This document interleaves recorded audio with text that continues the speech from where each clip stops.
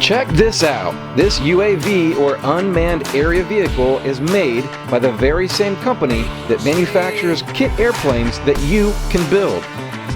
And now it's flying less than solo at a popular, well-known university.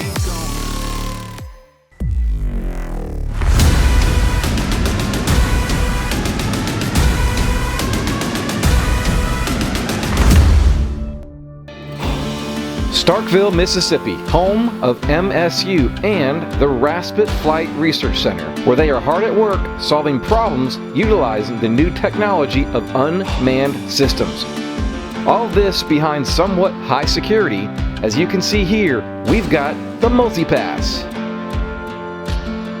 All right, so just arrived Mississippi State and of course came here for the Sonex Unmanned thing, but there's all kinds of fun things to check out here. They have kind of like their own bat cave. All right, so I traveled out here to Mississippi State University because I heard through the grapevine, Mark Schabel, that Sonex Aircraft has this really awesome aerospace thing they do now with the Xenos, which is basically a YX that's got the bigger wings, which is their sailplane, and then another company called what takes over? Navmar Applied Sciences Corporation out of Pennsylvania.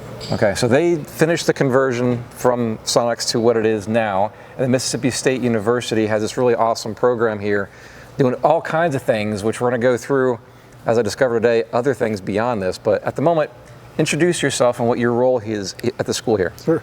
My name is Austin Wingo. I'm the Associate Director of Flight Operations here at the Raspet Flight Research Laboratory. And how long has this been going on here at the school? So the unmanned side of the house, which has been the newest research, started in about 2015, but the lab's been around since the mid-40s. A long time. Founded by Dr. August Raspet, our namesake. So. Okay, so this is kind of like, well, I described it as I walked in here as the bat cave for aviation, because there's just so many cool things going on here. But specifically on this aircraft at the moment, it is used 100% as unmanned. And kind of what is the research that you guys are doing here with this particular platform? So our biggest objective with the unmanned systems we have right now is the integration of unmanned aircraft into the National Airspace System. So all of the flights we do are gearing towards that end state of these aircraft that you see right here, the Terras, being able to fly in the national airspace just as any other Cessna or any other aircraft would be.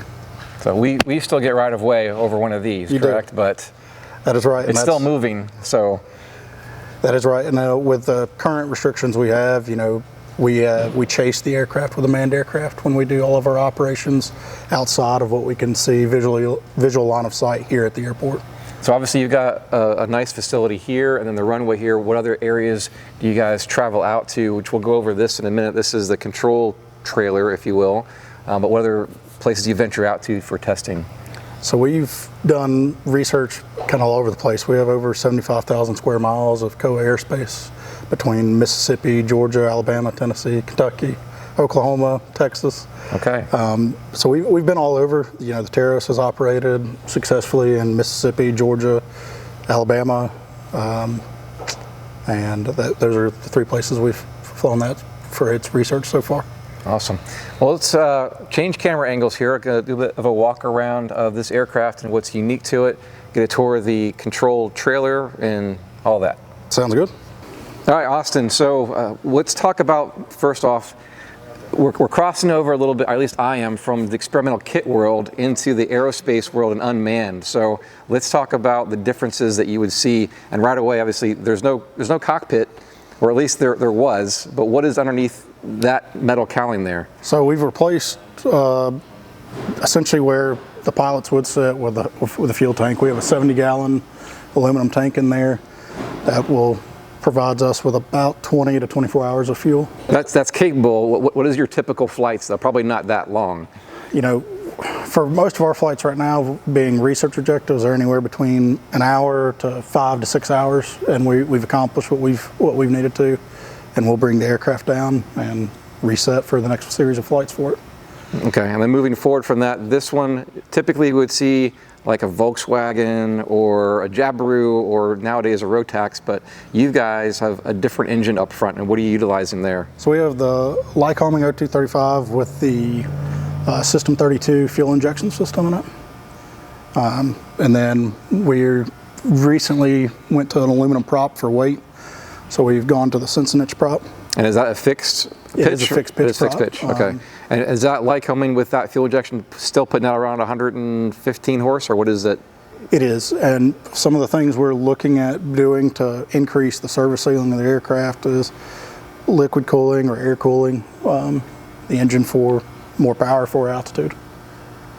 And what currently, how high can you fly this? What's been tested, not by us, but from the manufacturer, is right around 15,000 feet. Okay. And then beyond, I mean, I don't know if you need to go any more beyond that anyway for what you're doing, but beyond that, then cooling becomes an issue and prop efficiency and stuff like that.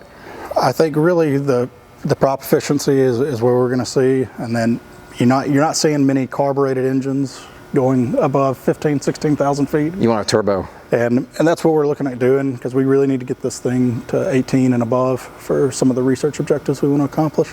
Okay, so we mentioned obviously no more cockpit seats, a much bigger, much heavier engine. So that's kind of the main things that's changed about this from a kit to what this is now. Are the wings pretty much the same length as far as the Xenos motor glider? Or? They are. Okay. Dealing with Sonex, we actually ended up both types of wingtips. So that you have the standard aerobatic tips, which are the aerobatic tips that are the short tips that you saw on our other Terrace over there. And then they have the extended tips that you see back here in this trailer now. That'll give us about 6 feet more overall wingspan on this airframe. And what is fully assembled, what does this measure out at? 46 feet tip to tip with these winglets on board. Okay, so it can't fit in a typical T-hanger with the wingtips on it then. It cannot, so we're usually operating out of pretty big hangars. No, and then this is its hangar. This is its home when it's not flying typically. That's right. Normally, this is how we break down and take the aircraft on travel with us. You see the wings on the wall. Fuselage will roll into here. We have chocks on board and it gets cinched down. And then we take this to the location we need. We can take this aircraft down and assemble it in about 2 hours roughly. I was going to ask how long it takes to put together and take it apart, and I assume you pull a pin or a couple of bolts and the wings just slide out pretty easily. They do. You see you can see the bolt holes on here. They are interlocking when they're inserted into the fuselage. And we have those pins that will drop down into it. Now, we don't have the opportunity today to obviously capture this in flight or at one of your test programs, but just kind of walk us through roughly what it takes to get this together, fueled up, and what you do to pre-flight or warm up even. So yeah, we have documentation that's all been provided to us from the manufacturer that'll highlight what we're doing for pre-flight. So we'll roll this aircraft up on the scales, weigh it, calculate our fuel load, whether we're in our weight and balance limits for the airframe, and then if we're running any payloads, plug that into our weight and balance, calculate all that, and then we'll pre-flight the aircraft, which just like any other aircraft, it's very similar, except we're doing a lot more in depth, more on the avionics side, to make sure all of our connections are secured, that there's no breaks or kinks in any cables that we need, and then once that's out, we'll roll this aircraft out the flight line, and we have a whole nother pre-flight that we go through on our ground control stations you see next door. Dynon Avionics at Dynon.com, offering everything from state-of-the-art glass cockpit options to advanced control modules that power and control your entire aircraft. Gratia Aero Group at GratiaAero.com, proudly representing these best-in-class brands for experimental general aviation. Sherwings, BD Aviation, and MW Fly. KFA, Kitplanes for Africa, engineered for adventure and built for the bush is their motto, offering several STOL-kit aircraft options like the Expedition, Safari, Bush Baby, and Explorer.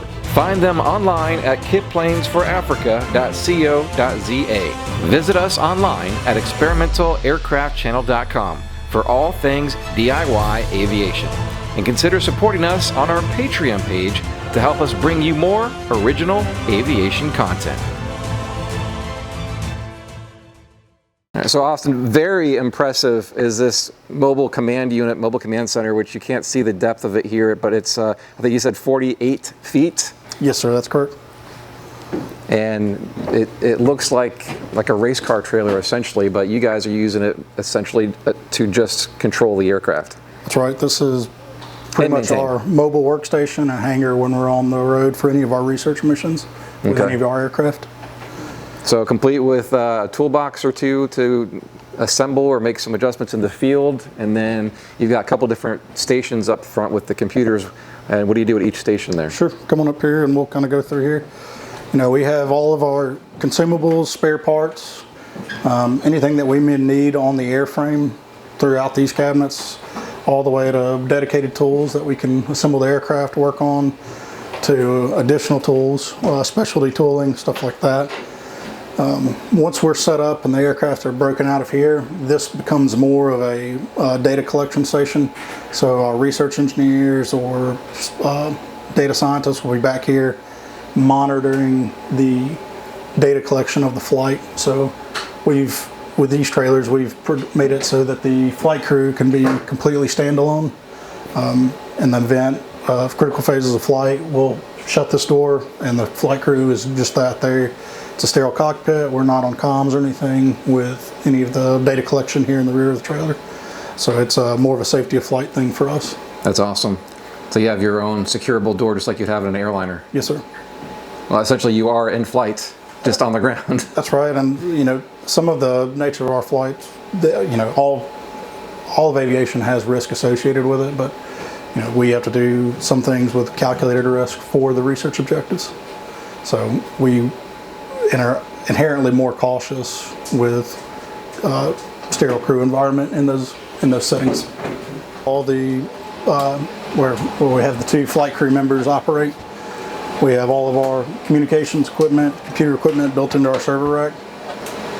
What you see here is our pilot control station.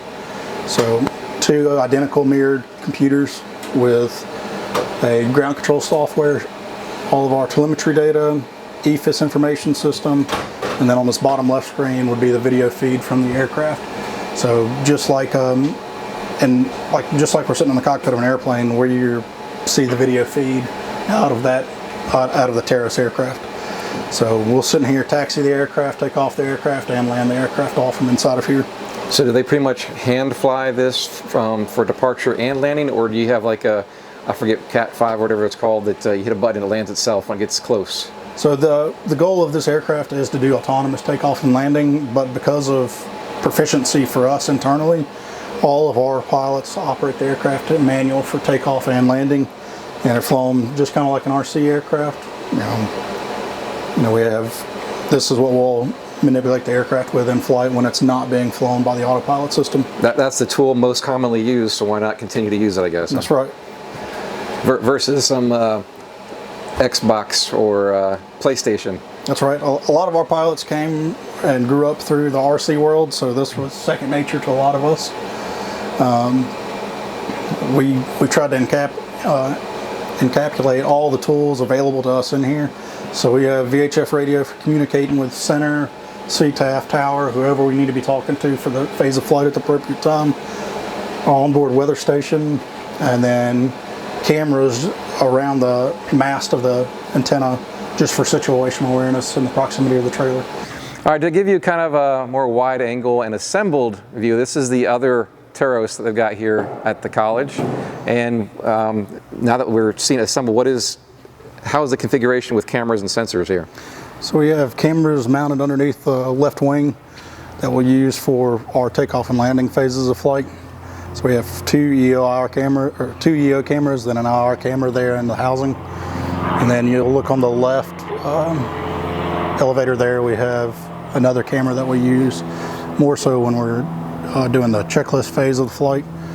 We can monitor our techs, make sure they're clear of anything, and just have a broader area view of what's going on during that phase of checklist. So that is more for operational of the aircraft itself, not necessarily the sensors of what you're doing testing or research for.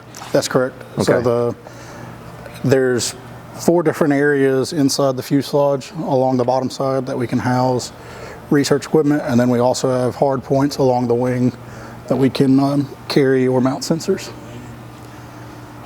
And just to give, again, a couple ideas or future, current projects or future projects, so what you all are going to use this as a platform. It's more of a collision avoidance, or what things in the future you might be capturing data-wise. Really, the platform is just a tool for whatever research objective we're trying to accomplish. The larger platform gives us the opportunity to fly theoretically higher, longer, and with more payload capacity. And that's what's differed than the smaller bird you see in the background, the tiger shark for us.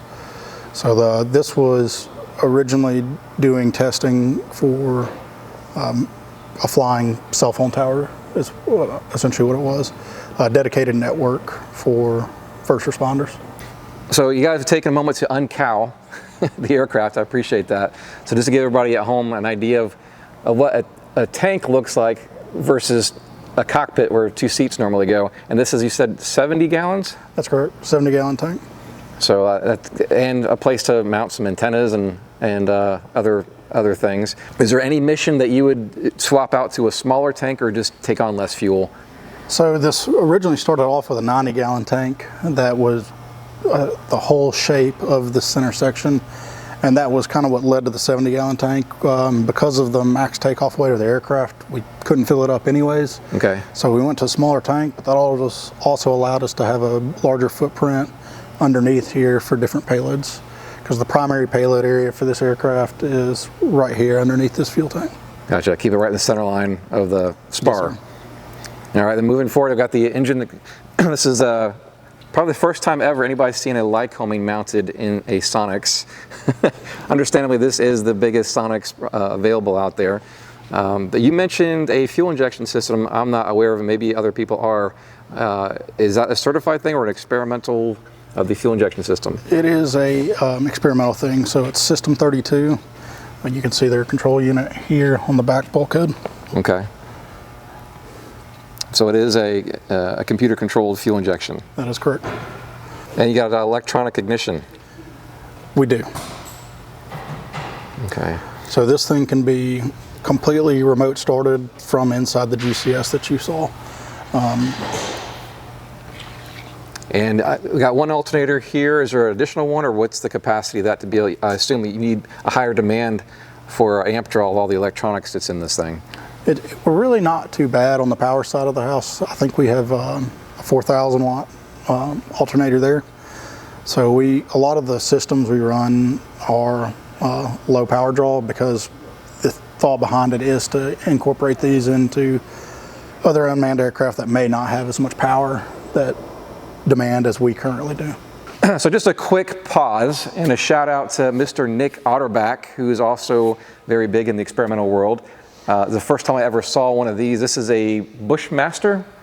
It is, from Extreme Flight. Okay, so shout out to you, Nick. There's another one out there in the world that is being used not for just fun hobbyists, but just to give you guys an idea of scale. The university here actually kind of started out with, and I'll kind of give you a tour of what else is on the floor here, in smaller aircraft and drones to do their testing with, and only now getting to the larger full-scale aircraft for testing. So I just want to again show this for scale, but this is actually available for you to fly as a hobby. And, that's correct. Yeah. And you probably have done that a bit. We have all of our pilots here are big on the hobby side as well. So I made a joke that in reality that their full-time hobby is RC, and they found a way to fund that. And we're going to get a quick tour of that right now, because there's some really big RC aircraft. All right, Austin, so just a quick tour of the other playground area, or the other bat cave you got here. So this is where some of the real work happens with the smaller drones, unmanned aircraft, and you've used kind of like a typical looking aircraft scaled down for what?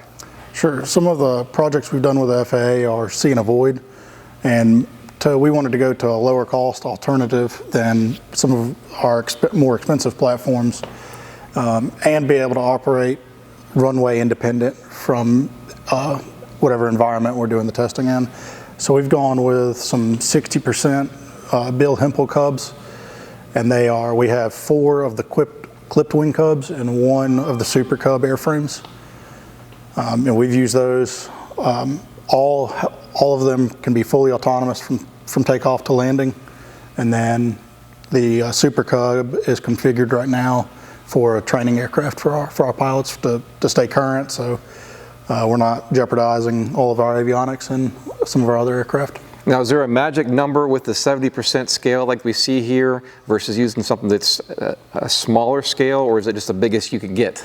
That was really the largest we could get, and then along with that, find all the components we needed off the shelf to outfit that aircraft. Okay. So all of these were fully outfitted, completely off the shelf parts, from servos to radio equipment. The only thing we've done modifications on the airframe is the landing gear structure themselves. And that's because we are running them at a higher gross weight than what the airframe was originally designed around. And just for the fun of it, let's talk about that for a second. Okay, so I made the joke that, at this, if they scaled up just a little bit bigger, you could put a single seat in there and fly this yourself, but unfortunately these are made out of balsa wood. They are, and so all in, these aircraft normally are about 105 to 120 pounds, but with the configuration we were running for the fuel we wanted for the mission, and then everything inboard, we were sitting around 135, 140 pounds on the airframe. So we were seeing issues with the aluminum gear that had come with the airframe, and so we had to kind of pivot during the construction phase of these and do a redesign to steel gear. Once that was done, we had to go into the fuselage itself and do steel brackets as well. So obviously in the same space here, going back to the smaller scale, what you guys use here for different platforms, what is this and what is its mission? So what we have here is the Navmar Applied Sciences Corporation Tiger Shark XP. We currently have 4 of these airframes in-house, and this is really kind of the workhorse of what we have here. This is a proven platform. I think they've done about 100,000 hours in support of Iraqi freedom and enduring freedom in Iraq and Afghanistan. So it has a long lineage of successful operation, and we've been using them since 2019 for some of our research objectives here, from acoustic reduction to anti-icing technology for small unmanned aircraft. All right, so that kind of wraps up our quick tour. There's so much more to see here today, but for this segment of it.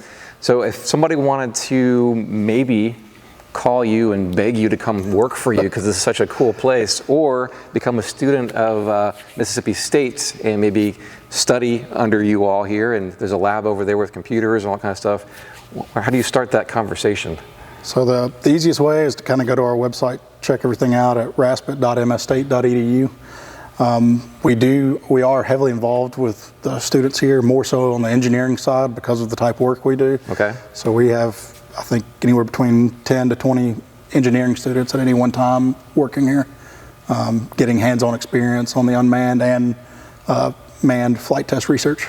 Amazing. And one of the things that we're talking about kind of off camera a little bit is the whole purpose of this is to really solve problems, right? So if you are a business or an entity that has an issue and the funds, you can bring that problem here and the funds, and you guys will get to work on it. That's right. I mean, that's what we love doing. That's pretty much why all of our employees are here. I would say no work day is really the same. We get to, every week, every month is different, fun, exciting type work.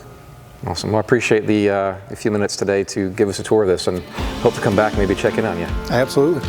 What a cool place to work at. Thanks to our patrons over on Patreon for supporting us here, and our co-pilot status, Zach Newsom, Mike Babcock, and Lynn Gardner. Consider becoming a patron and helping us bring you more original aviation content. Thanks for watching. Remember to like, subscribe, and hit that bell so you don't miss a single episode.